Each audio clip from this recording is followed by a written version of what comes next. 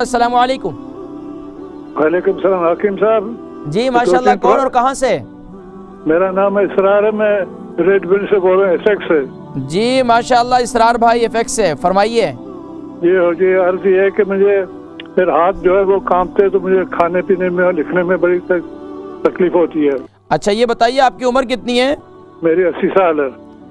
اچھا 80 سال ہے۔ اب یہ تو عمر کے تقاضے کی وجہ سے بھی ہوتا ہے پرابلم۔ آپ کے آباء و اجداد میں یہ موروثی تو نہیں ہے شیک کا ہونا؟ مجھے یاد نہیں، بھائیوں میں تو نہیں ہے۔ والد صاحب، والدہ صاحبہ؟ نہیں مجھے تو یاد نہیں ان کا۔ تو بہرحال لے کے ایک تو عمر کی تقاضے کی کمزوری کے۔ اچھا یہ بتائیے وزن کتنا ہے؟ وزن ہے 57 کلومیٹر۔ اچھا 57 کلو، ٹھیک ہے۔ اچھا یہ بتائیے کہ آپ شوگر ہے آپ کو؟ نہیں۔ اس کے علاوہ بلڈ پریشر ہے؟ بلڈ پریشر، کولیسٹرول ہے۔ بلڈ پریشر، اچھا بلڈ پریشر کتنا رہتا ہے؟ پریشر انڈر کنٹرول، میڈیکیشن لیتا ہوں تو کنٹرول ہے۔